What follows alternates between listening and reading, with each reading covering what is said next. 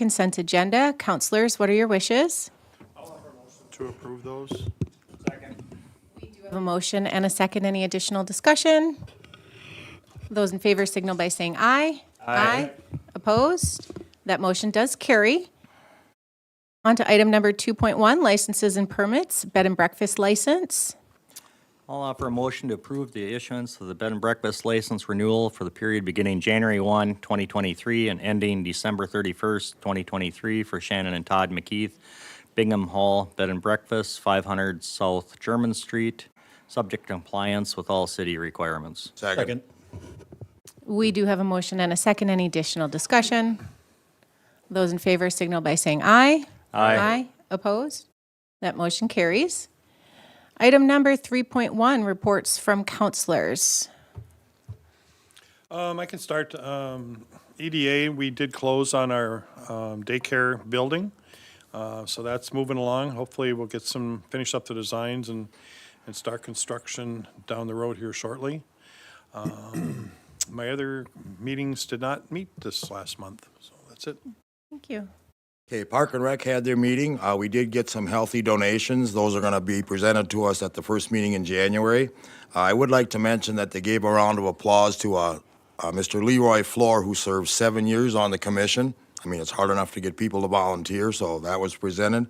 HPC last night had one item on the agenda, and they approved a new awning at the Snowdrop on Minnesota Street, and that's it.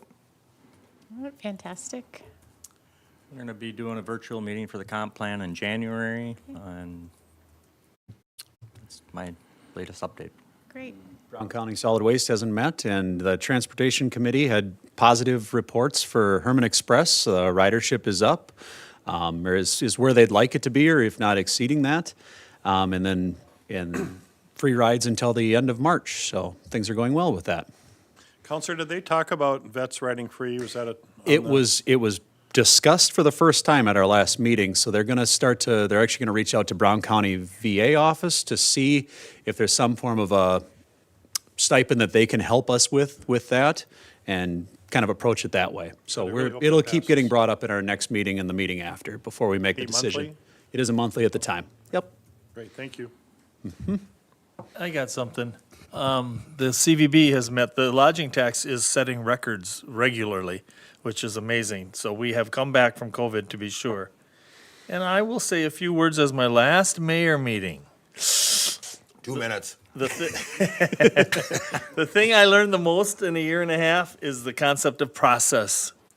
Somebody with a good idea should not expect that the city's going to drop what they're doing and attend and just fix what they wanted. You go through a process, through committees and commissions, and then it comes to here in most cases. And so that's what I've learned is there's a process you got to go through to get things done. And if you didn't have that, it would just be reactive. You'd react to that guy's request and this lady's request, et cetera. And that's not the way to do things. It's not a way to run a town anyway. So I've enjoyed it. I've met some wonderful people. Chris, you've done a good job for me, but the Lisas have done the best job for me. Absolutely. Lisa Grothwell and Lisa Pelzel. And so I was talking today, what am I going to get them for a Christmas present? Oh, you don't need to get us anything. Yeah, yes, I do. I know that Mr. Boisman got them a plant that lasted probably 2 years. So I don't know what I'm going to come up with, but it's been a joy. I enjoyed meeting everybody here and throughout all the other things. But I still need help with some commissions. Anybody's feeling generous, give me a call. Thank you. Wonderful, Terry, and thank you so much for being and serving as our mayor. So, moving on to item number 4.1, preliminary plot of the trail addition. Madam President, members of the City Council, Dave Schnobrick, Community Development Director. The owner of this particular piece of property that's being platted is the City of New Ulm. The property is also the current location of our bike trail. It's located south of Center Street, north of First South Street, and east of the rear of the post office. So it's a somewhat long, thin piece of property. The current legal description of the property is part of Lot 1, Block 182 south of Center Street, along with that part of vacated Spring Street adjoining Block 182 and 183 south of Center Street, all in the Park Edition. If you were looking for a street address, it would be 229 Center Street, and on the other end, it would be 228 First South Street. The deadline date for action on this particular item in the report, it's incorrect. It is March 14th, 2023. The area to be platted consists of one existing lot then and vacated South Spring Street. It would be replatted into two lots. One lot would be 14,375 square feet, and the second lot would be 6,970 square feet. There are no lot area or lot depth requirements in the I-2 zoning district. There are setback requirements, so. The Public Utilities Commission in the city of New Ulm purchased this property from the Dakota, Minnesota and Eastern Railroad in 1995. This segment was part of a much larger purchase that was made at that time. It actually extended from Center Street to 15th South Street. And the property was originally purchased for the installation of an electric distribution line. And following the purchase, the city used it then for their bike trail. Clausen Mechanical Incorporated owns a portion of the property to the west of the city's parcel. Clausen previously asked if it would be possible to acquire a portion of the city property situated next to theirs, and it was for the purpose of constructing a new storage building. The City Council and PUC authorized the sale of the property at previous meetings. So this has come before you previously. And the property to be sold to Clausen is listed as Lot 2. The Planning Commission recommended approval of the preliminary plat with conditions at its December 7th, 2006 meeting. The recommended conditions are pay the platting fee of $235, and the second is to provide an electronic file of the plat in an AutoCAD 2016 or newer format. At the meeting, there were just a couple of discussion items. One of them had to do with setbacks, and there are setbacks that apply to this property. And so they will need to maintain a 10-foot setback from the property line that abuts the bike trail. And the second thing that came up is that the city property, which would be Lot 1 in this particular case, cannot be used for access purposes to any future building that might be constructed on Lot 2. And the reason for that is this is not public right-of-way. It's private, it's city-owned property, that is, but it's not intended to carry vehicular traffic of any type. That would conclude the report. Thank you, Mr. Schnobrick. I've got nothing to add, David. Those were the questions that were brought up. I mean, when members of the Planning Commission brought up, we did something on South German Street by the bicycle trail about 16th, where some storage sheds went in, and there was concerns about the trail being used as an alley, you know, and would that happen here? And then would the Clausen be using that as, you know, a way to access to their property? And that was spelled out, so. All right, with that, I'll approve approve with conditions the preliminary plat of the trail addition. Second. We do have a motion and a second. Any additional discussion? Those in favor signal by saying aye. Aye. Opposed? That motion does carry.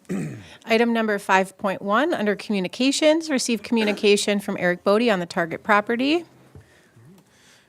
Council President, councilors, before you have a request from Mr. Bodie to allow warehousing as a conditional use in B3. Currently, it is not permitted. This would be a similar request that Shell's Brewing Company made in the past that you were all in favor for. And so before Mr. Bodie moves forward with the project, he wants to see what the appetite of the council is. Potentially approving having warehousing be a conditional use permit. This would be just a preliminary yes. It would still have to go through the regular planning process through planning commission and then come back to city council for final approval. And Mr. Bodie, you want to say a couple words? Name and address for the record, please also. Sure. Eric Bodie, 304 South German Street in New Ulm. Coming before you today for consideration to amend the zoning ordinance to allow warehousing in the B3 zoning district under a conditional use permit. Pertains to the building at 1910 South Broadway, which is the former Target building. Currently, it's 90,000 square feet. The plan would be to try to get some sort of retail commercial back to the front end of the building towards the parking lot, kind of over the next 2-3 years. Currently, it's not really the best economic times to try to find something like that, or it takes time to break it down. So currently, I've got use for warehouse, and kind of going to use the whole space for that if I could, with the appetite and intent to try to turn it back about 20 or 30,000 square feet facing the front, and then 60 or 70,000 feet of the rear being warehouse kind of permanently from that point forward. There's also the large parking lot at that point. The parking spaces are kind of connected to the size of the retail currently. As part of the warehouse space would take over that would make the parking requirement a little bit smaller, allowing to possibly build more structures out in the parking lot area as well, and maybe put a green space or two. I was going to ask that parking lot question. I drove by there today. I was just like, gosh, that's a big parking lot. Yeah, it looks kind of funny looking right now, kind of the way it is, but hopefully with the intent of maybe filling it out a little bit more and putting a little bit more green space along with it kind of over time. It's not really, I don't have a grand plan to change it right away in the beginning, but kind of over time would be the plan. So is it large enough to have another structure on that property? Oh yeah, there's enough space. It depends on what the use is. Sorry, I should say. Depending on what the use is, there needs to be enough parking, and then yes, that would be able to be done. So potentially could be, for example, a coffee shop or a couple other Correct. Yep. Small It could be a couple more retail spaces, commercial, a restaurant, something like that. restaurant, yeah. I am in talks with a couple of commercial retail tenants that would consider taking either a portion of the actual Target building, or would like to build a new structure, utilize the parking lot out there. So nothing's been finalized, but there's been conversations with about 3 or 4 different groups. So I mean, you got to admit, it's a nice location at that intersection. So yeah, yep. Especially when Highway 14 opens back Yep. up. Yep. Eric, do you see the bulk of the warehousing through one entity, or would it be multiples? So I've got one possible tenant that walked through it a couple weeks ago that would have use for the entire facility currently, with the understanding that I would be able to take back some of that space as I see fit. If there's retail or commercial I can put in. And I've got 2 other ones that would only want a portion of it. So it just kind of depends what the use is. When they'd go through that entrance, there's like a big warehousing. Yeah, there's two loading docks Loading in the dock. rear that they would use, correct? Yeah. Yep. how many years has it been empty? I think 2016, I think they closed. 1916, I'm not sure. It's right around there, I think. So about 6-7 years. Gosh, time has flown by, yeah. Yeah, as much as we can beg and plead for Target to come back, I don't think that's in our future. I don't think so. Wonderful no. as it would be, but I think that this is a good use of space and a time being with plans for the future with it. I think, if it comes before the zoning commission, this might be an opportunity to do an interim, permit for 5 years or something, and then reevaluate it, if it's, how the needs and the development of that area. I just would have a hard time just tagging it permanently for permanent warehouse, but, give 5 years on an interim or something, I don't know. And I'll agree with Counselor Mack on that. I mean, this is a lot more better use than the last one we went through. There's no residential in this area, so I would not have, but I agree with him on the 5 year and see how it goes. Times change. But otherwise, it's a good idea, great idea. Yep, I think it's supported by all of us. Yeah. You said you currently have several potential tenants that you've spoken with? And Correct. Yep. There's more warehouse tenants than there are retail or commercial, but yep, there are a couple of retail commercial ones that have looked at it as well. Yep. Well, I'll make a motion to receive and order filed the communication from Eric Bodie on potential development plans for the Target building at 1910 South Broadway. Second. Good luck. We do have a motion and a second. Any additional discussion? I would just like to say that I'm very sad that, it won't be a target, but very pleased to know that there are some plans for this property, and I think that all gives us something to smile about, so. All right, those in favor signal by saying aye. Aye. Opposed? That motion does carry. Thank you, Mr. Bodie. Thank you.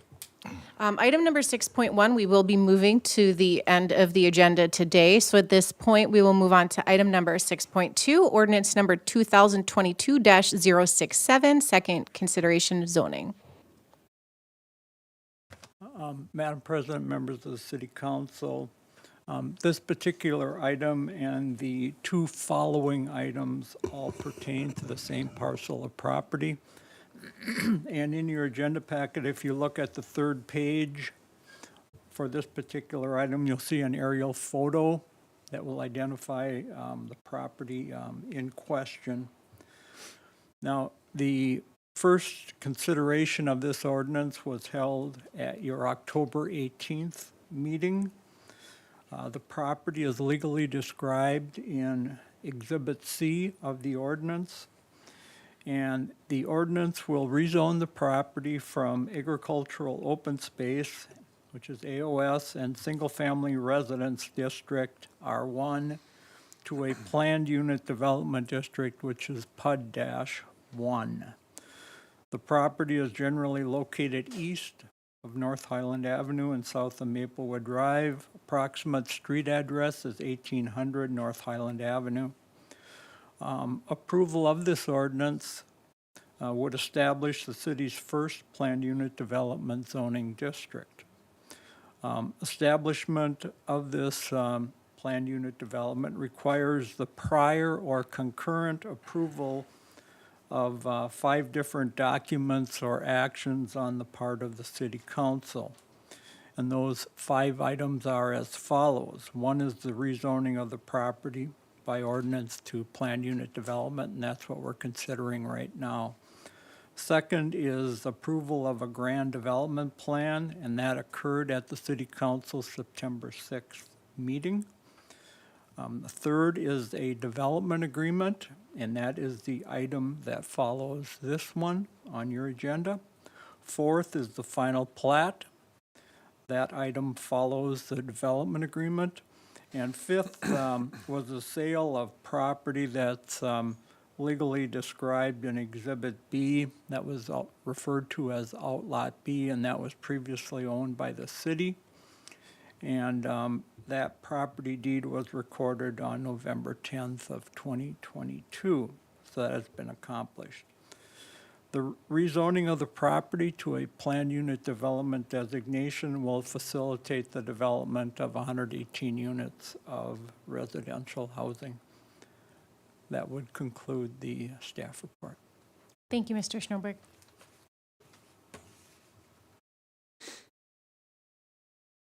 All right, since we're gonna 2 or 3 more times, I can conduct the second consideration of ordinance number 2022-067, amending chapter 3.2, the appendix A of the city code of the city of New Ulm relative to zoning.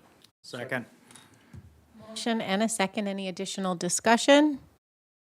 Those in favor signal by saying aye. Aye. Opposed?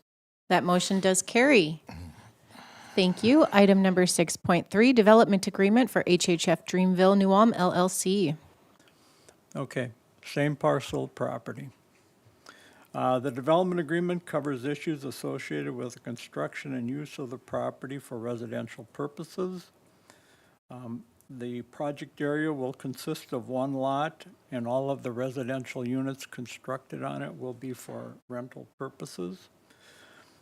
Project public improvements will include the installation of sanitary sewer and water services and curb and gutter in Maplewood Drive and North Highland Avenue. And then we will be getting sidewalk on Maplewood Drive. And then there will be boulevard trees on the street frontages. Construction of the project is scheduled to begin in the spring of 2023. Entry into the development agreement will allow the owner to proceed with the construction of the residential units. The agreement authorizes the owner to install public utility and street improvements to serve the project area. And the attached agreement has been signed by the owner. That would conclude the staff report. I'm going to offer the resolution, waive the reading, approving the development agreement with HHF Dreamville New Ulm LLC for the property legally described in the development agreement and generally located at 1800 North Highland Avenue, and authorize the city manager and finance director to execute the agreement on behalf of the city. Second. We have a motion and a second. Any additional discussion? Director Jorgensen, please call the roll. Counselor Mack? Yes. Counselor Christian? Yes. Counselor Schultz? Yes. Counselor Warmka? Yes. And President Becker? Yes, that motion does carry. Item number 6.5, ordinance number 2022-0. We've got a Oh, sorry, 6.4, final plat of Dreamville New Ulm Edition. Okay. The city council conducted a public hearing on the final plat of the Dreamville New Ulm Edition at its November 15th, 2022 meeting. At that time, you closed the public hearing but took no further action on the plat since it required other documents to be approved. Those documents have now been approved, so you can take action on the plat. The status of the conditions for plat approval include the following. One, pay the platting fee of $205. That payment is pending. Number two, pay the plat parkland dedication fee of $1,050. That payment is pending. Provide an electronic file of the plat in an AutoCAD 2016 or newer format. That notice has been provided to the land surveyor. Enter into a development agreement. The agreement has been completed and you've authorized the appropriate signatures. Number five, the resolution approving the plat will be filed with the Brown County Recorder's Office, so that filing is pending.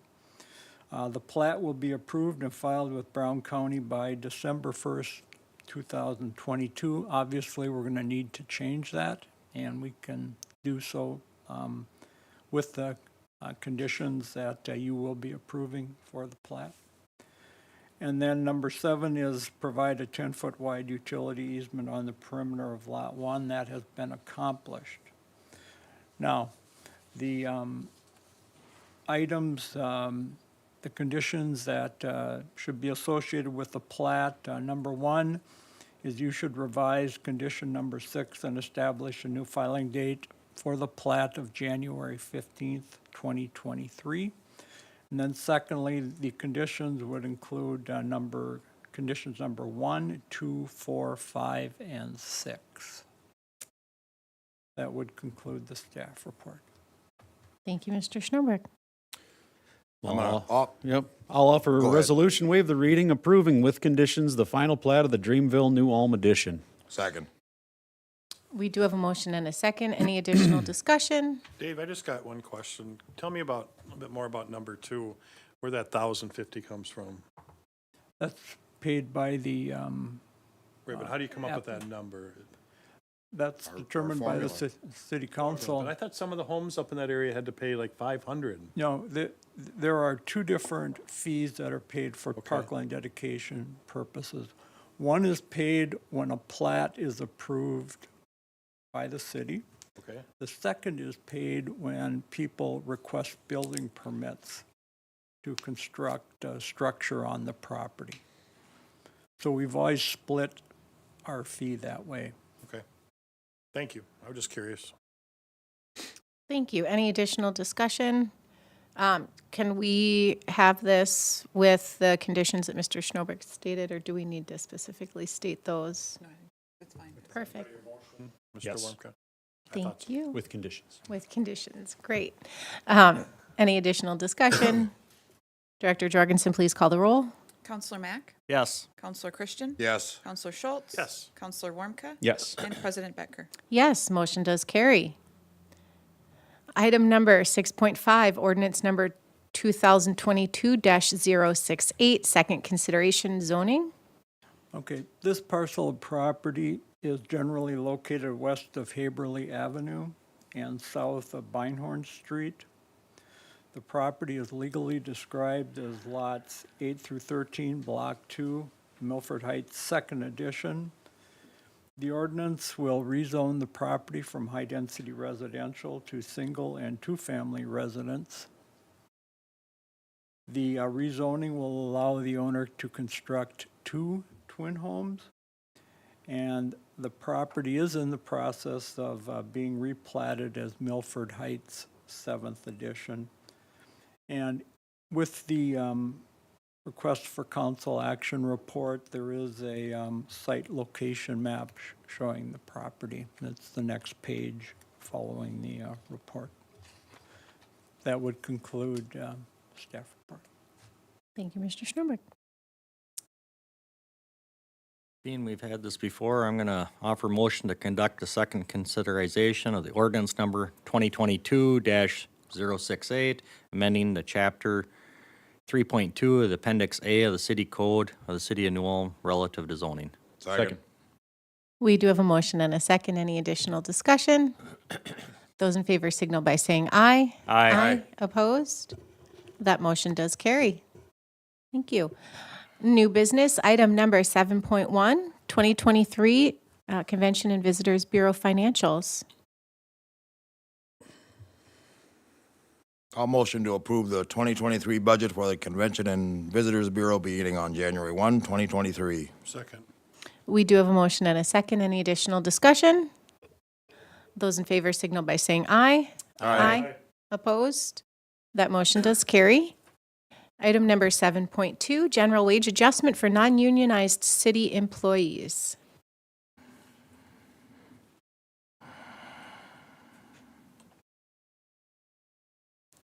Thank you, President Becker and councilors. So we're just looking to have you approve a 2.75% increase for all full-time and part-time city positions effective January 1, 2023.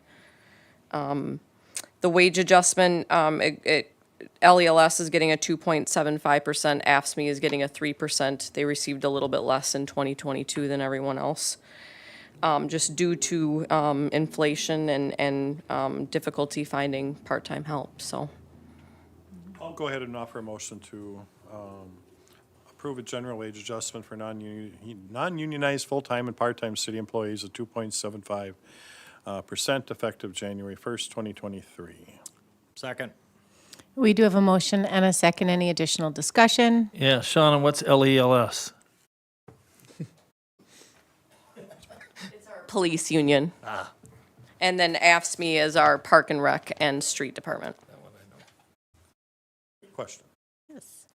Any additional discussion? Those in favor signal by saying aye. Aye. Opposed? That motion does carry. Item number 7.3, community events. I'll offer a resolution, waive the reading designating the following as community events for the year 2023 to adhere to the provisions of the MSA 340A.410 subdivision 10, which allows cities to have more than one temporary liquor license within a 30-day period. The events are Bavarian Blast, Bachfest, Brown County Fair, Fasching, Hermanfest, MyFest, and Oktoberfest. Second. We do have a motion and a second. Any additional discussion? I don't think there's been My Fest for many years, but just it's a Spring Fest, so we tried Fruling Fest this year, it didn't go, but, so I think if we leave it, we can live with that and make that our Spring one Fest. We were talking about this last year and yeah, kind of, I guess, the possibility still exists. I guess we can leave it in there, but, yeah. The retired mayor will be heavily involved in. Oh, there's an idea. Yeah, he could be the new chairman. As a consumer.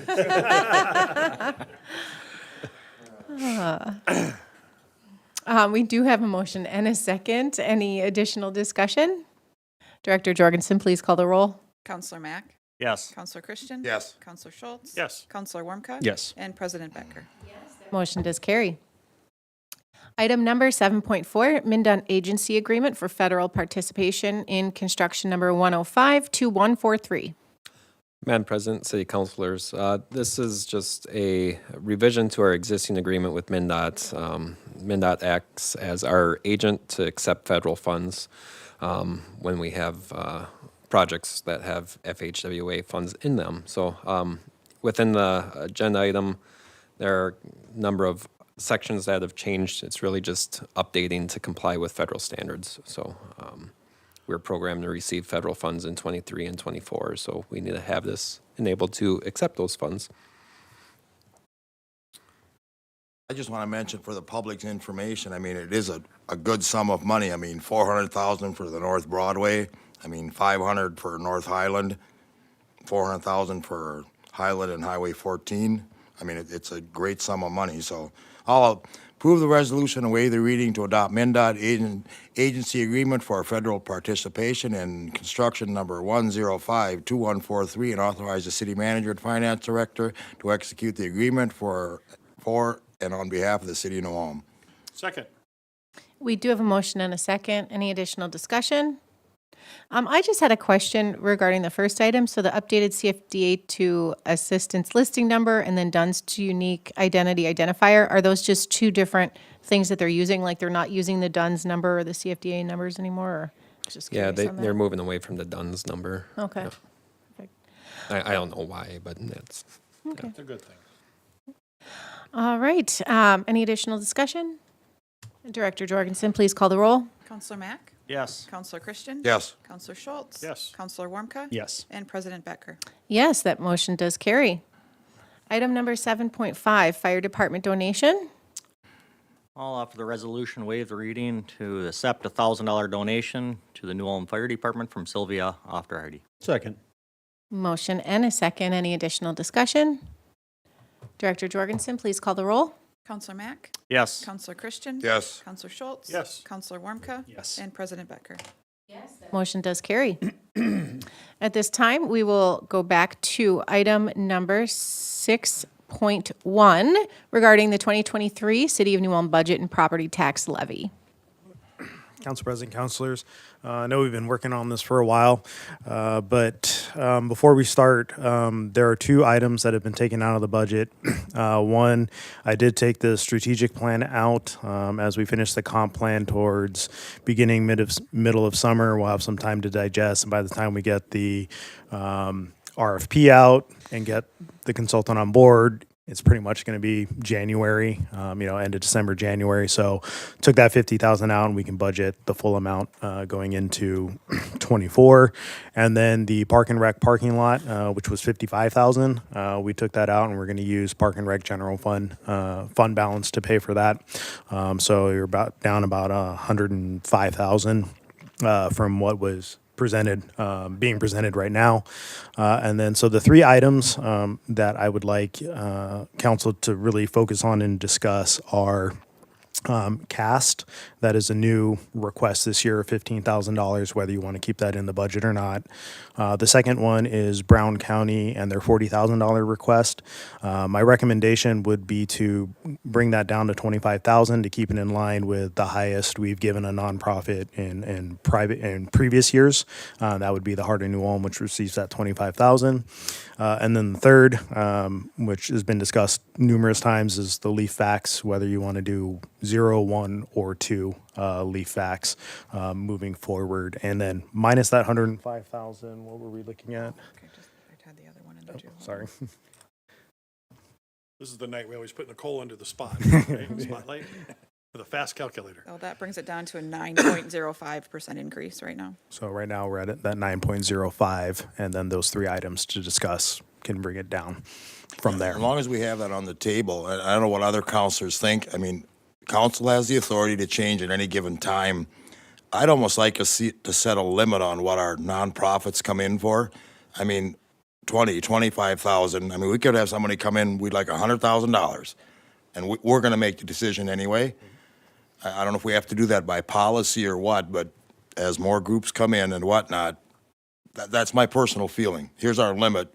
Don't come with us more than 25,000 or whatever the number is that we choose to do. And that would kind of feed into what we are planning on trying to do for next year's budget. And part of the question tonight will be, what is your limit that you would like to spend on nonprofits in general? So when we do an application process, we can say we have 175,000 available, 25,000 is the max. So if you can kind of give us some guidelines on that tonight as well, we can roll that application out early next year as well. My only concern with your concept, and I like it, but my concern would be if you say a limit of 25, is that everybody going to come in and ask for 25 now that that's the maximum amount? Not- Or are we better in our system? I don't know, I'm just throwing that out. But again, it's always gonna come down to council decision. Right, We right, could have right. somebody come in, we absolutely need 50,000, hey, that's not what we do. Future councils and us, we decide. Yeah, Well, and like the Brown County Historical Society, that was based off of property value. There's a legal Right. number Right. that they can go off of on that number. It could have been a lot more that they could have asked for. I mean, a month and a half ago, we were talking about 30,000, but then they were asking clarification for on the 40. statute, yeah. So, but that was a legal aspect, but I think with even considering the museum's number is, I think the EDA funded, their day camp as this past year and stuff, so we have to consider that, they're getting, so if it's reduced here on this part, maybe is EDA still willing to contribute, that's their, it hasn't come forward for their budget yet, but. so We Nicole, have where to are we at keep- now? Sorry. 0.05%. One other thing after that I'm gonna bring up. I mean, we have to keep in mind that that we are blessed as a community to have so many great nonprofits. But as the word is kind of getting out that these city funds are available, we're finding ourselves in more of a bind and having to decide. But when we are still at a 9.05%, I mean, we have to keep in mind that, I think that we should have some type of limit on something and have a budget number with an application process. And that's how a lot of other grants work. That's how you get money from other places. You have a set amount of money, you apply for a certain amount. You may not get that amount, you may get a portion of that, but I think that that would help us moving forward, and it would eliminate a lot of this extra conversation that we're having on this because we'd have some clarity. Well, and I think you're right, because there's also some of these groups, and you look at them, it's like, wow, there's some grant opportunities out there besides us. And it would give And us a some do, chance and to some kind of do. spread it around. I mean, there's a lot of groups that come I just see it year after year that are expecting a certain amount of money. And how is that fair to some of these other worthy causes that may not apply because they don't feel like they have a shot? So, our job, I think, especially when we're using taxpayer money, is to identify what the needs are versus the wants and the expectations. And so I think that, we really have an opportunity to look at that and, be a little bit more responsible with all, I with think- these. I agree, and I think, putting some criteria out there, and, I think one of the questions came up in our work session is, does that organization do any fundraising of their own, and put that as a question, I mean, are they seeking other opportunities on their own, Because then they might get the community support by having a lunch or a dinner, if they're raising dollars or, capacities, rather than just coming from just our funds. But if Our new method of, if these organizations come to us, here's what the program is going to do. I mean, years gone by, it was just, oh, let's give me 5,000, council would okay it. I like the new program, but I would, it's my personal opinion. Here's the threshold, don't come to us with $40,000, $50,000, $60,000. You're not gonna get it, in my mind. I don't know what other councilors think, but that's my mindset on it. I think like everything else, there should be an application process and it should be determined. And we should have a set amount in the budget for that. And that's what's available.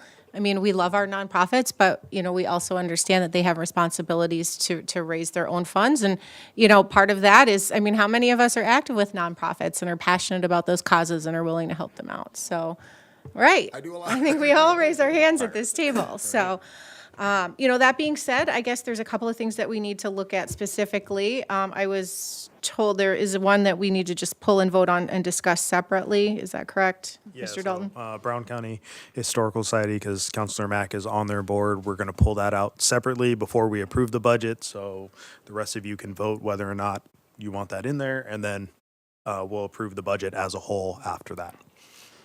And do we then I want have to speak, do we want to speak about CAST separately as well? Because those are the only two that we have in there. And then I wanted Yes, to we're obviously talking talk about just because it's a new request? Because it's a new request. Okay. Then I obviously want to talk about I have a proposal that I think the city council might stand behind. Okay. So I guess at this point, so the Historical Society is requesting $40,000. I will leave it up to, I guess I would like to hear from council on what your initial thoughts are and, where we are with that. I'll go. I mean, great organization, used for mainly by New Ulm and whatnot. I'm just uncomfortable with a brand-new request of 40,000. Double, triple, quadruple what we've given some of these organizations. They're all great things for New Ulm. I'm all right with 20 or 25. I'm not that supportive of 40 right off the top. That's me. I'm also in favor of 25. I think that's a reasonable set limit. I don't think that people are going to come with the expectation of 25,000. I mean, going forward, like we were saying, if there's an application process next year, but she did have, I mean, Ms. Backer had some wonderful points about what the needs are and those things, but I do also think taxpayer money, that a $25,000 cap is still very generous. So I can live with I would be in favor of that. I will state also that I was in agreement that Mrs. Backer made a great presentation for what the needs are.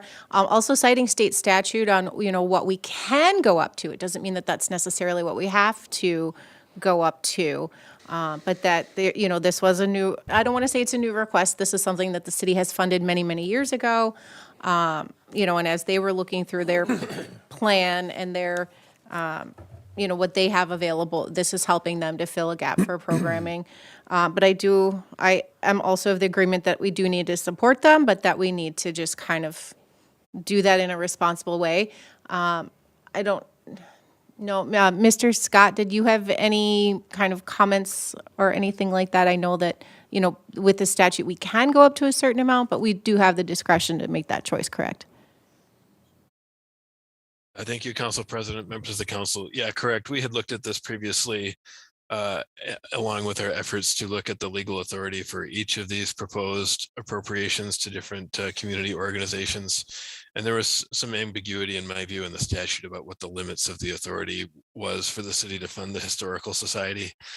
I've been subsequently presented with an opinion from the Department of Revenue, which carries much more weight than mine about what that statute means. And it was clear from that opinion that there's legal authority for the city council to fund the full $40,000 request, and apparently considerably more than that. That, of course, does not mean the city council must do so. It's still a council decision, but you can make that decision comfortable that it's authorized by statute. Thank you, Mr. Scott.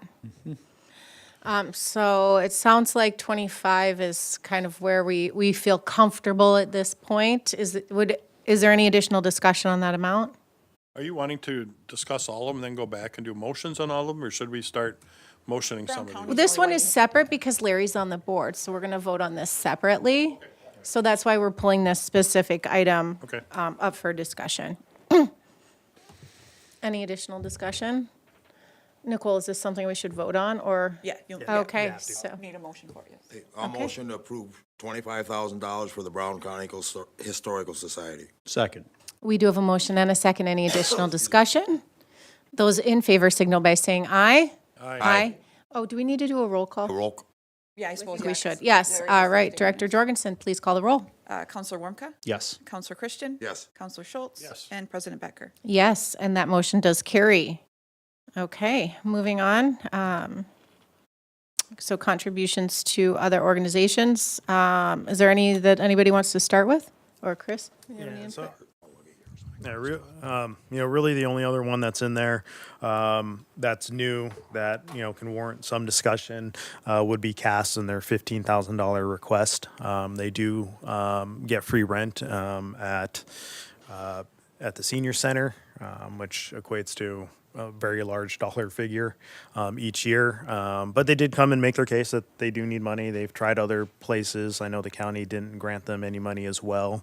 And it is a smaller request, but it is new. So I just wanted to make sure that you had that discussion before putting it in the budget. Thank you. One of the things that was coming up at the discussion is just kind of the adult programming that they have. and that is kind of filling a need in the community. But then there was also some points made up, on the other side. And so, Les, I can see that you might have a couple of things to say, so we'll start with you. Not on this particular one, no. Okay. I mean, I would be in support to try it for the 15,000 for this next year. And I'd like to know how their program worked out, Attendance. and hear their feedback and the interaction from the community, or attendance, or if they give us, what happened, and then they can also bring back, that they tried this grant or other opportunities or, ways to explore to try to make the program sustainable. Perfect. Um, I was going to say, I wholeheartedly agree. I mean, the city of New Ulm needs to provide something for senior citizens. We don't have a lot of opportunities like that. To give them a building is wonderful, but we need the program, we need the people, and they need funding to make those things happen. So I mean, like Larry said, that $15,000, we'll see where things are next year. If they can prove that attendance is wonderful and new programming is available, carry on. Perfect. I do have one question, probably for our city attorney. As we go through applications and whatnot, do we have the right to ask for their expenditures or not? Like a financial statement or a bank statement, something of that just kind of shows the financial position and identifies a need versus a want for the funds? Yes, members of the council, you have that authority. No entity has an entitlement to funding from the city council. So if the city council wishes to establish a policy and make a component of that policy the need of the organization for these funds, the council has every authority to request whatever financial information about that organization would allow the council to evaluate that need and make a decision. Thank you. And I will say that as part of that process, there is protection for that information provided by the applicants under the Data Practices Act, so that would not automatically become public. That would still be protected as part of the application process. That is very important because I'm sure many you. of them would ask. Thank you. I guess touching on that, wouldn't we have the option, because if they're a nonprofit, they'd be registered with the Secretary of State, right? Could we put that on their process that they have a current standing with the Secretary of State for their nonprofit? I know I've had to register Junior Pioneers in the past as a nonprofit and be current, and in good standard, but put that as your application process. And Becky, you can then actually there look should be up- a record of what kind of donations and stuff like that on the Secretary of State's website. Yeah, you can actually look up their tax returns. Yeah. So that might be, maybe there's a committee that reviews that, or staff reviews that, or possibly. I kind of have a process formulated in my mind, but we'll discuss that beginning of January. Okay, so we discussed CAST. Is there any additional discussion on that? And any additional discussion you would like on any of the other items? I'm just going to say that it seems like a lot of these groups are just kind of starting to slowly increase. Well, not a lot, but there's a few that are starting to increase their asks as well. So is there any that you wanted to keep the same as 2022? There are a few increases there.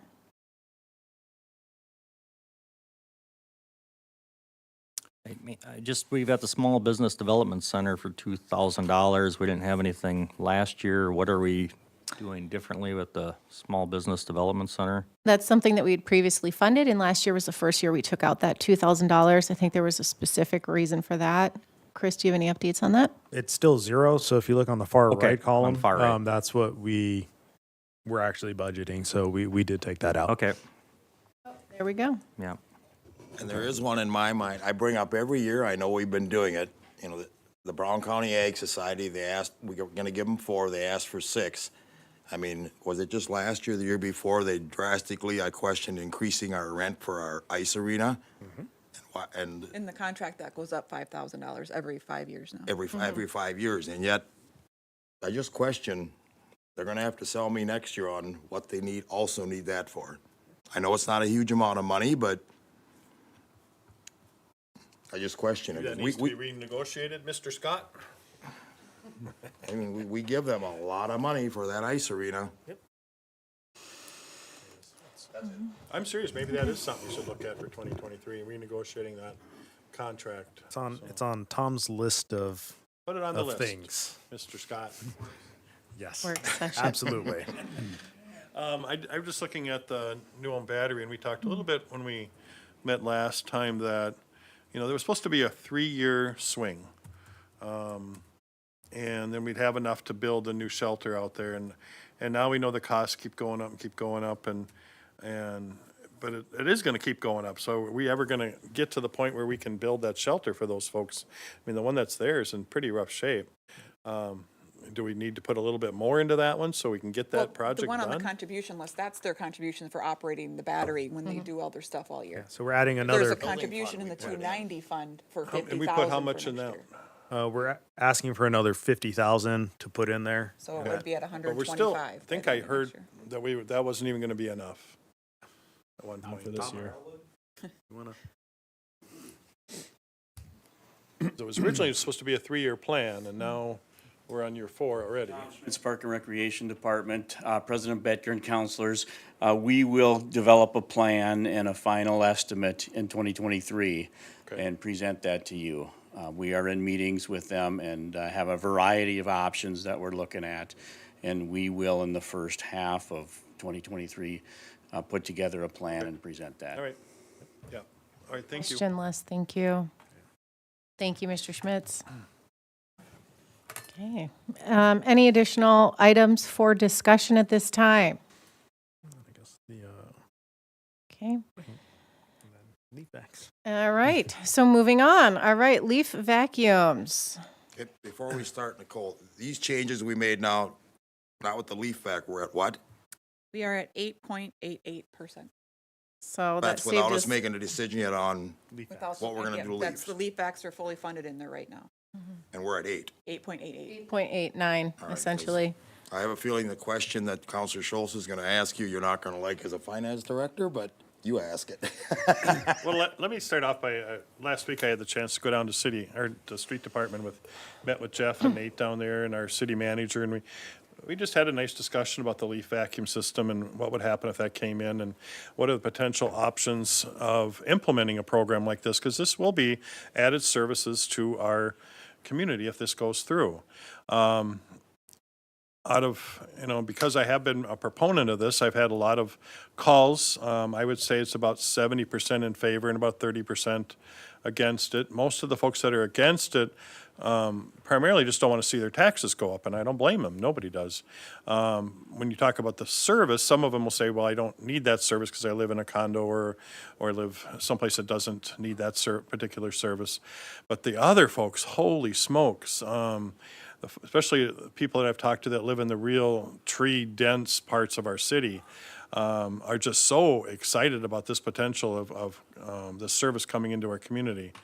So I got a new proposal for tonight that will actually, I think, maybe appease most of us. So my proposal is in line with what the city talked about when we were down meeting, would potentially to purchase just one leaf vac system in 2023, and the second one in 2024.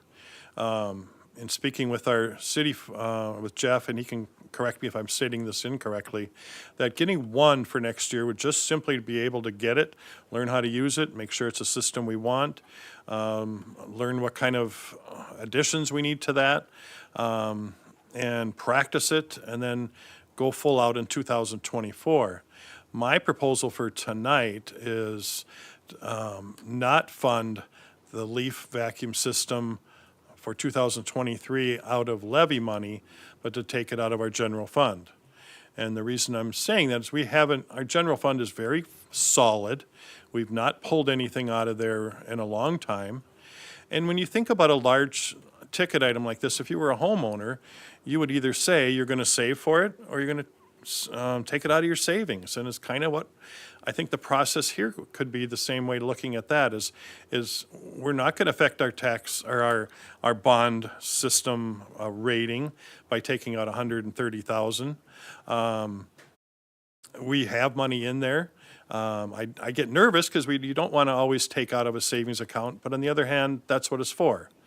So I'm going to propose that we actually not include either one of them for the 2023 taxes, and propose that we take one out of general fund for next year, and we'll take the second one out in 2024, and that would be levy money. So what do people think of that? I would like to hear from Jeff, if possible, just an update. My biggest thing is I want to make sure that we have adequate and appropriate space. And any opinions you have, because it's going to be your staff running the equipment, having the plan, setting everything up. So that's my first question. Council President and councilors, if you would just buy one, we would not be able to run a program. We would just do what we do right now, pick up what's in the street. There's no way we could run a program with just one. Yep. So I just want to make that clear for, you know, because they would bury us in leaves if we'd have to pick up every homeowner's leaves with just one machine. We'd never be able to do it.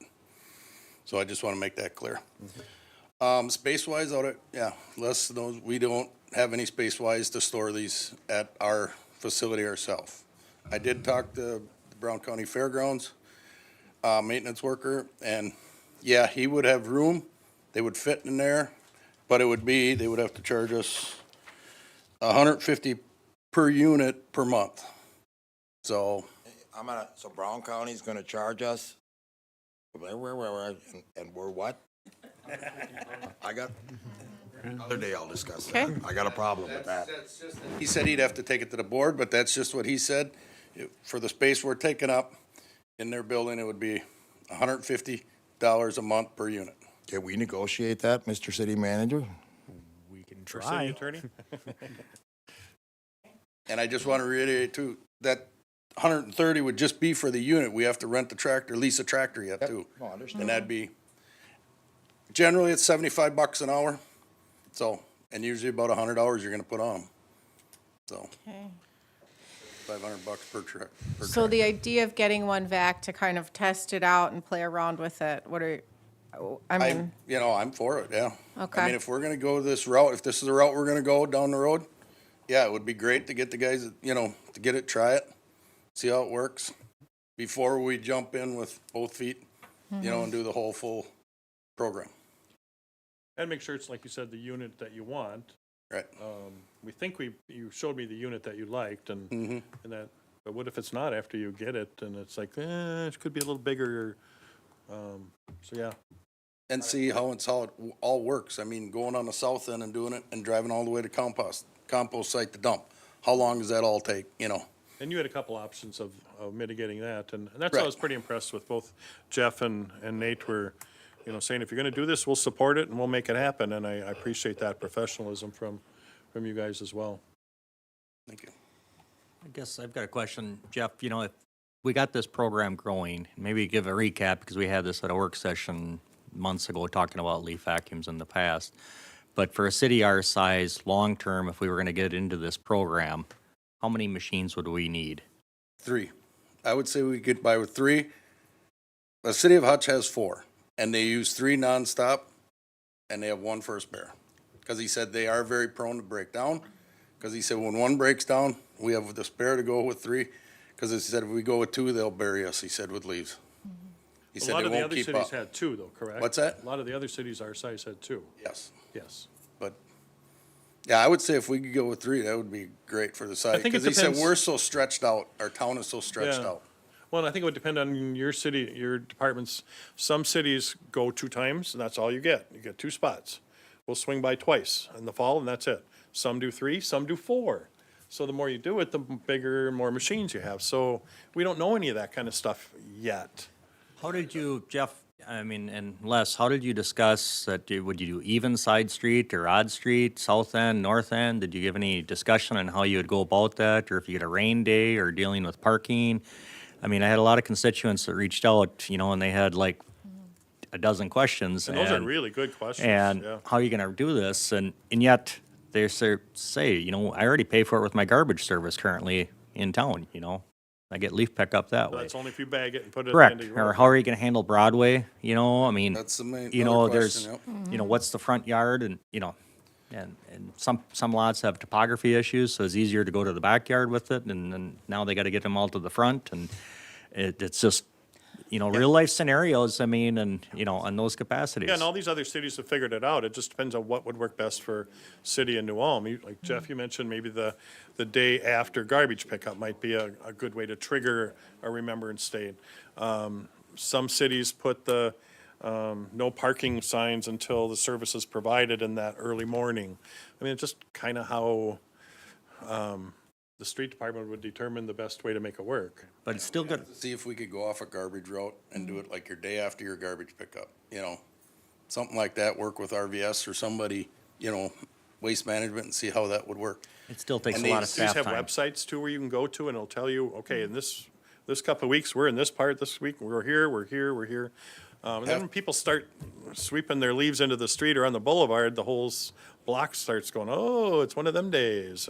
But there will be some training time, and Jeff's talked about that. There will take some time for the citizens to figure it out. Best part scenario, if you could split the town up into 5 sections, 5 quadrants. So Monday, we're in this quadrant, Tuesday, Wednesday. So we pick the town up in a week. That would be the best We case would do scenario. one run-through of this? What's Or that? how many times would we do that? It all depends. It's usually, Hutch starts theirs October 15th, and they're done the day, or the week before Thanksgiving. That Friday before Thanksgiving, they're done. So just a couple And- of weeks? No, That's a month and a half. I mean, if you think about the whole year, though, these pieces of equipment would only be operating for a couple of weeks a year. right. I mean, I know we feel that way about snowplows, but given the fact that it's not even actually winter yet, we're going to get a lot of use out of those. If you would do it in 5 sections like that and do it, you'd have to make sure you get that quadrant picked up. And if you don't get it in 8 hours, you're gonna do overtime or, there could be a lot of overtime involved with it. I will say that the vast majority of the contact and communications that I've had from constituents is not in favor of moving forward with this at this time until we have more of a plan or we kind of figure things out. So I'm just going to state that. I don't know if Dave or Eric, if you had. No, And Larry? I'm kind of there with you with that. I had about a 60-40 of 60% in favor, 40% strongly opposed, due to kind of a lack of a plan that we don't have a place to put them. We don't know how many man hours this is going to take. We don't have an actual ground plan. But I do think that this is the other 60% of people saying it is something that they would like to have. I think setting the funds aside was in my mind where, like Les had mentioned, what do? You either save up or you take from your savings you already have. I thought it was logical to save up and get the plan, get the groundwork for where we're going to park these things, keep them, and even get a better idea for how many man hours it's going to take. Because even next year, if we do a trial and error thing, that's a lot of your staff time, but you're still going to be going through with the street sweepers. Right. So we're not gaining anything from trial year. In my mind, though, why are we looking at this? We're reinventing the wheel. New Ulm's the first city that's ever done this. Oh, my gosh. No, they're not. I know Mr. Hoffman has reached out to those other cities. How did you make it work? Right. And I'm basing it on, from what I heard from constituents, it was more in favor than less. I mean, yes, I had some totally against it, and most of them it was about taxes. Up for that. And I would say, even in Hutch's experience, the first 2 years are just going to be chaos regardless of what we do, whether we have a plan or we don't have a plan. It took Hutch 3 years for the citizens to really embrace is not the right word, but get with the program that's been installed. The first year, we're going to roll out the program. People are going to miss, rain, snow, whatever it is. Second year, more people will get in line, and they by that third year, everyone knew what they needed to do to make that program work. So, again, I think if we go, whether we save or we buy one, I think trial, there is merit to what Les said, getting the crew, used to using that piece of equipment, make sure it's what we need, what we want. But again, it's really up to you whether we take it from savings or we just levy it and buy two the next year. I do have one other question. I mean, I know leasing with big equipment, do they lease those things, Mr. Hoffman, or not? I've been dealing with McQueen Equipment up in the St. Paul area. Yep. And they do not. That's one of the items they don't lease? It's a pretty high, yeah. Okay, I was just So- curious.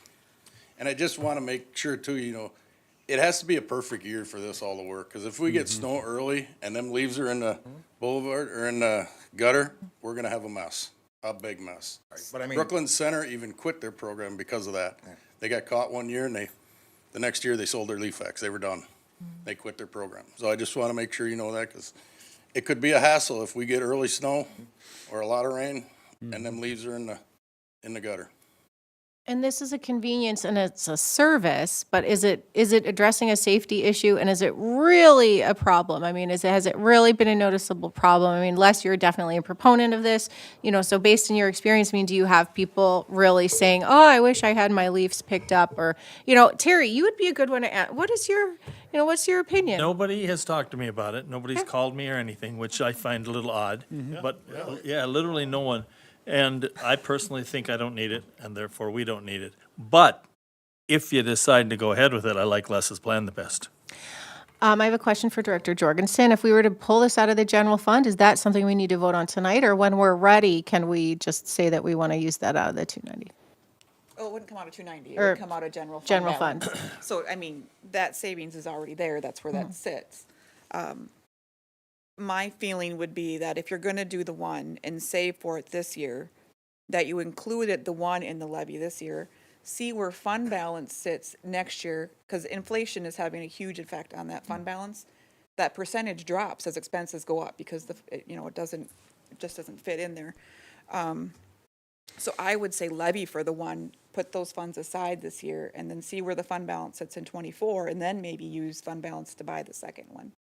Can you give us both of those numbers, what that would look like?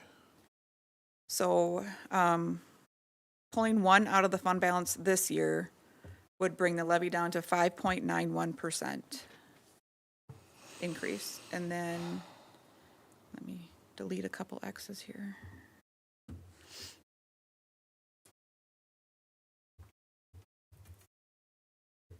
If we set funds aside and have it in the levy this year for one, that's not right. Which again would be how many funds? How much funds?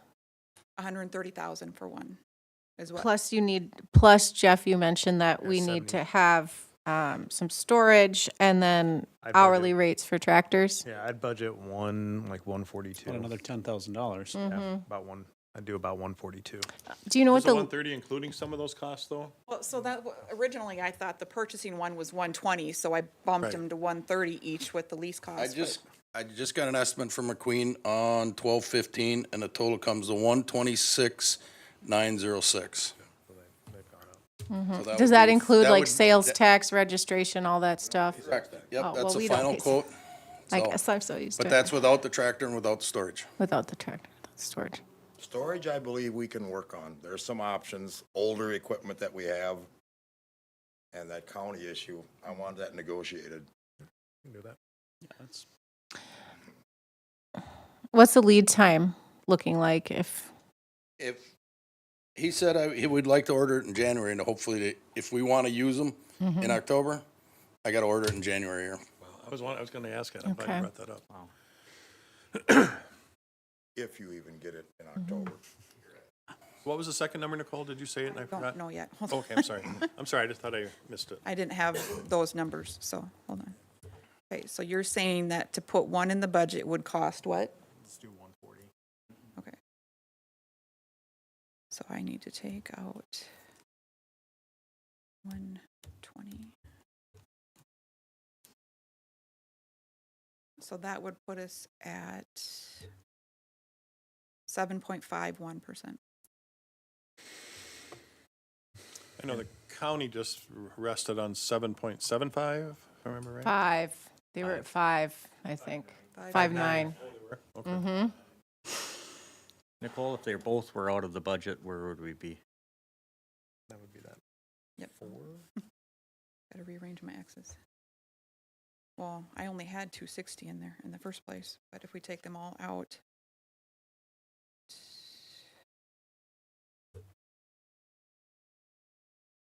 That puts us at 5.91.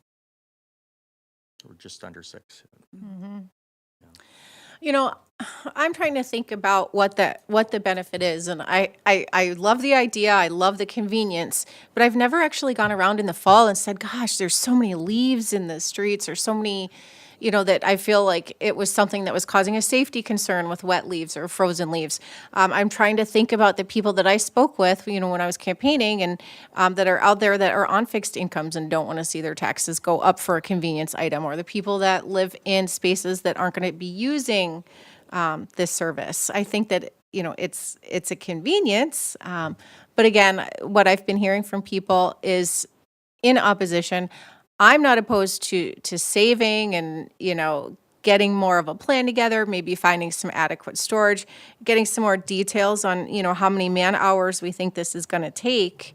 But I don't know that I'm just ready to pull the trigger to say we need to purchase this, but Just to I don't point out know. one more too, just, so even if we took them all out and we dropped down to that 7.5%, because of property value increases, even a median value house, our tax rate is dropping, but most people's taxes are gonna go up close to $100, just even with the tax rate going down.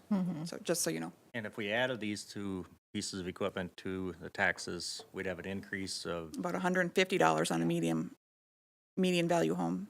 you know, That's and just two. That's with two, yeah. so 75 for one. But, you know, got a lot of, you know, like Andrea said, you know, people on fixed incomes and, you know, retirement, you know, with it's already stretched for their Well, and it seems to be a lot of the folks that I talk to are the ones that are getting there up in age, and they can't bag their leaves, or they don't want to anymore. they'd still have to So- rake them. they could hire a lawn service to come in. Sure. And they still have garbage service that's weekly that would pick up. And can you still have the option to take them to the compost pile? Correct. Right. So, I mean, I think that our community is offering a lot of really good options. And I'm going to say, my personal thought is I still see this as a want and not a need. Again, I'm not opposed to it because I think that we do a great job of being financially responsible, a lot in part thanks to Nicole and her magic here, and Assistant Director Amira, you know, and a lot of the work that the finance department does to keep that going. But, you know, I think until we really have that plan, like, I just feel like I don't want to push this through. And I don't know, what I've been hearing is kind of in opposition, and You know, I'm just going to go back to my comment that all the cities around us our size have been providing this service for years. We're not breaking any ice here. We're not doing anything new. We're just, I see, trying to catch up. And if the other cities have felt that that service was important enough that they've been running it for 10, 15, 20 years, North Mankato, I believe, is 21 years they've been running their program. It's a service the citizens like and they appreciate. It's something that they actually in smaller cities brag about, that when it comes around fall, we don't have to bag our leaves. We can just rake them to the boulevard and we're done. It keeps some of those leaves out of our sewer system, and it extends the life of our street sweeper to some extent. And I just think it's a service our citizens deserve. and again, I'm gonna go with Counselor Scholes. I'm going by I made a couple of house visits today. I didn't return the phone calls. I knew the people that were for it. And I got a comment on a want and need. You can make that argument on anything we do. It's true. People want city parks in New Ulm. They want them. Do we And they need get them? 'em. Well, they get them, but do we need them? I mean, I can make that argument on everything. Do we want a new snowplow? No. Mr. Hoffman, you're gonna run them 30 years instead of 12. The want and need thing, I'm not gonna buy that, because I can argue that on everything we do. I can. Correct. I mean, we have a lot for our community with our Park and Rec program, which is fabulous. I mean, but we have a obligation, I feel, as a city to maintain our monuments, you know, which they're gonna be costing us. And, you know, everybody's coming, they want this at this park and everything else. We've added another program, and everything costs money and time and staff. And I don't believe with inflation, it's the right thing to do at this point in time. Even to budget for it, I'm leery of it with inflation, and I would encourage, you know, to look at more programs and put numbers together and maybe come back at another date, but I'm not comfortable supporting to purchase two leaf vacs. I would look at one, setting the money aside for one, you know, to see how it goes. That's the camp I'm into. You mean setting it aside or fund Yes, setting it balance? aside. Or taking it out of fund balance. No. Set Okay. it, adding one to the budget this year, getting the That puts plan us- made, figuring out. By me again, finance director. What's that put us at? Well, let me put the new number in there. So we said 140? Mhm.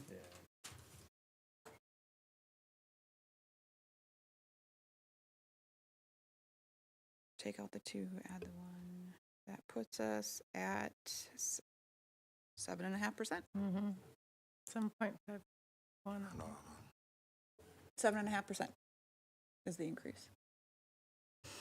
And when we started this conversation, where were we at the very beginning? Over Once we 9? hit- After the decision with the historical society, we were 8.8. Yeah. Okay, 8.88, okay. Is this So that's something we putting need a motion on? 100 and how much aside? 140 aside. Why are you at 140? Because that adds the tractor and the rent. Storage. Storage and the equipment, which is part of it. Operation. Well, that doesn't cover, I mean, we haven't Correct. really figured out what the operational costs are yet. So would that go into a special account? How would you do that? Yes, it will, I'll probably end up setting up a separate 290 account, or we could just move it to 601 and let it sit there as well. But 601 is So- the equipment revolving, so that's where we buy all the other trucks out of.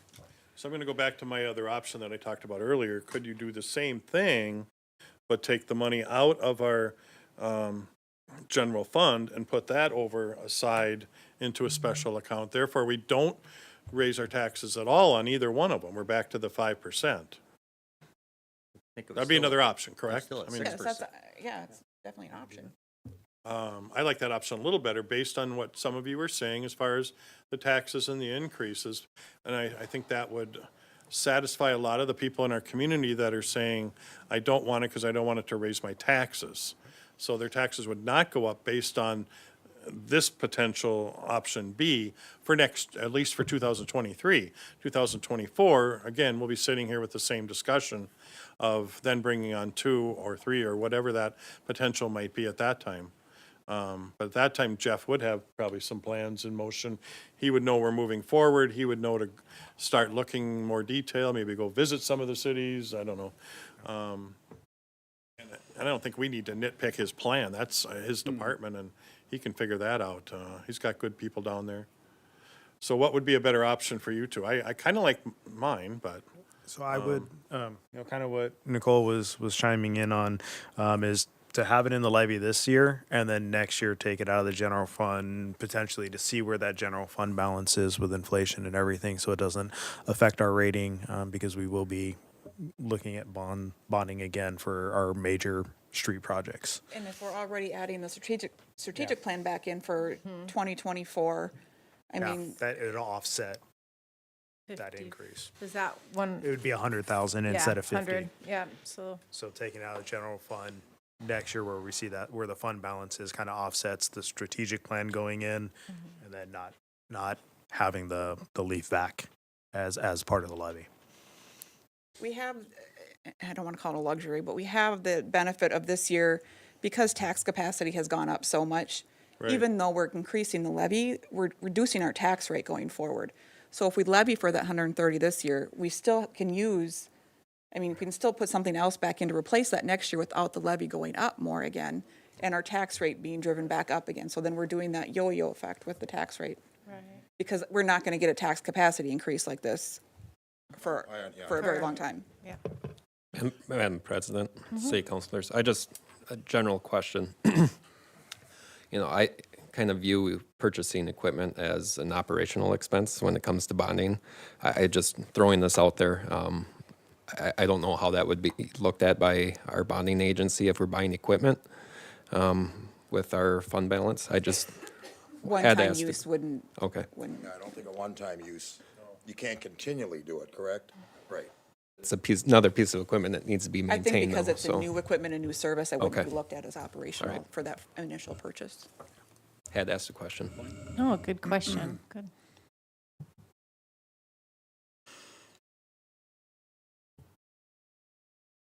So I'll try and move this forward since it's been on my back for like 10 years, 11 years, wanting to push this forward. So I'll go ahead, Nicole, and go with your option, and then offer a motion to add, or to leave in our budget one leaf vacuum system, not two. And then, as you stated, we would look at the second leaf vacuum system in 2024's budget, or potentially out of general funds. Does that sound okay? That worded all right? I don't know if it needs to be a separate motion, as long as I know what numbers to put in for the budget resolution. Okay. And again, what's that number? I know we keep asking. If we do it that way, and that's in the levy, 7.51% levy increase. Which is a lot better than where we started a couple of months Yeah, ago. the preliminary was at 12 and a half, so I mean, So we have been working for you, everyone. Following in the paper and League of Minnesota Cities, other cities our size, are still coming in at 8. What was Mankato? statewide average is like 9.1% right now. So we're below that, which that makes me feel comfortable Yep. in my Yes. mind. I mean, we're not, New Ulm is sticking out, we're actually coming in below. Like Mankato, what was it, North Mankato, 8.8 or something? Yeah. So I'm comfortable with that. I mean, we're not, New Ulm's going hell-bent for election, we're actually below. It sounds, it's reasonable. With that, I'll second it. Okay, See where it goes. all right. We do have a motion and a second. Is there any additional discussion? I just want to make sure if you get one, that the people know and we're not doing a program then. It's experimental. Right, that we're just going to do what we do right now, because they're going to see that thing coming and they're going to get their leaves to the street. So Well, and this I isn't just want you necessarily to. buying it in 2023 either. Just This is circle just around the- saving the money. We're just putting it We're just putting the together. money aside, so you don't We're necessarily not have going to to buy buy one in next year. 20. Okay, Yep. they're just putting it aside. Okay, all right. So if I'm understanding right now, the motion is to set money aside for 2023 for purchase. And then we're setting the levy with this vote. With is that what- intent, yeah. For purchase in 2024? Yeah. Okay. Now, again, give you guys time to look at it, figure stuff out, and, yep. We do have a motion and a second. Is there any additional discussion? But, so. Oh, we don't need to vote on this. Yeah, we don't need to No, vote on that separately. you're right. If that's the intention to be in the budget, then I can give you the numbers for someone to make the resolution for okay. the budget. Do we feel comfortable with where we're at, or is there any other items within the budget that we are looking at I wonder if discussing we at this Not time? necessarily vote on it, but if not everybody's in favor of it, they won't pass the We'll budget. find that out. That's what we do when we vote.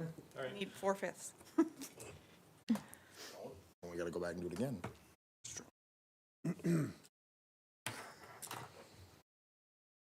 Okay. Yes. No, we're gonna get the numbers in here so we can. I'll offer a resolution, waive the reading, adopting the final 2023 budget of the city of New Ulm totaling $23,678,036 with a total property tax levy of $9,407,486 and a city of New Ulm net property tax levy of $9,250,456. Can we give them the percent with that or not? Because I know a lot of And a general. 7.51%, Okay, that doesn't yeah, have to be. levy. I know the general public wants to know. Second. Good. Thank you, All Dave. right, we do have a motion and a second. Any additional discussion? When will we have that number again, Nicole? Levy number. The percentage? Well, I thought usually you're always twinkling it again for, If you mean, if you want to give me room for a few dollars, if I have, don't, am I usually we off, have in the but- past, right? That you found Usually, sometimes yeah. at the last minute, a couple little shavings and, Well, that's what the preliminary more than anything, but no, okay. we need to set the final number. All right, yeah. never mind. Any additional discussion?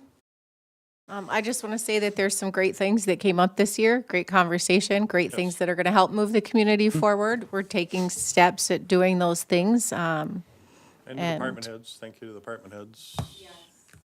Everyone that helped to put this together and keep it where it is. Any additional discussion? All right, Director Jorgensen, please call the roll. Counselor Mack, No.